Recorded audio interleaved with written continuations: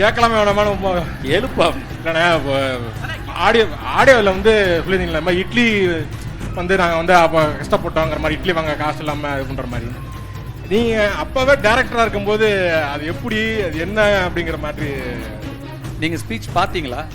இல்லை அந்த பிட்டை மட்டும் பார்த்தேன்னா அதை மட்டும் கட் பண்ணி போட்டு இல்ல. நான் அதாவது நான் பிறந்தது 83ல, அப்பா டைரக்டர் ஆனது வந்து 91ல தான். ஸோ அந்த ஒரு 8 வருஷம் வந்து கொஞ்சம் வறுமை தான். 91ல இயக்குனர் ஆனதுக்கு அப்புறமும் கூட ஒரு 94 95 வரைக்கும் 4 பிள்ளைங்க எல்லாரையும் படிக்க வைக்கணும், பார்த்துக்கணும், கேத்துக்கணும். அப்பாவுக்கு ரொம்ப ஒரு சிரமமான ஒரு விஷயமா தான் இருந்தது. 91ல இயக்குனர் ஆனப்புறம் கூட ஒரு 94 95ல இருந்து ஓகே ஒரு நல்ல ஒரு லைஃப் ஸ்டைல் எங்களுக்கு அமைஞ்சிருச்சு.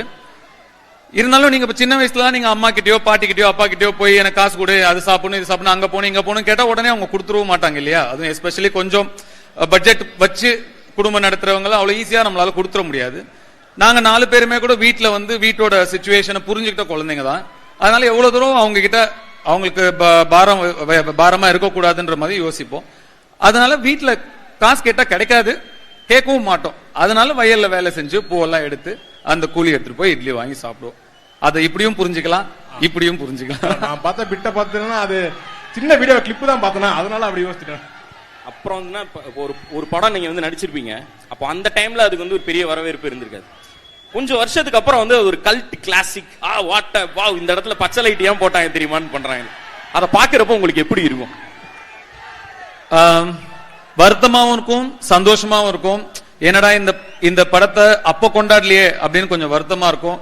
பரவாயில்ல இப்பவாது கொண்டாடுறாங்களே அப்படின்னு ரொம்ப சந்தோஷமாவும் இருக்கும். இது வந்து கொஞ்சம் சென்டிமெண்ட் கொஸ்டினா கூட இருக்க வாய்ப்பு இருக்கு.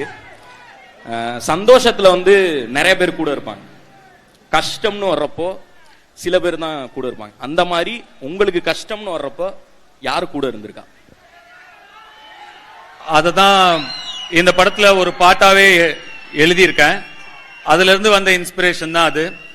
எம்பாட்டன் சாமி வரும், எங்கேயும் கூட வரும், என் தாய் தூங்க சொன்ன பாட்டு வரும், எங்க அப்ப மூச்சு விட்ட காத்து வரும், ஊரான ஊரு வரும், முன்னோரின் பேர் வரும், எங்க ஊரு கருப்பசாமி ஆடி வரும், எங்க ஊரு கருப்பசாமி ஆடி வரும் அப்படின்னு ஒரு லிரிக்கா எழுதியிருப்பேன்.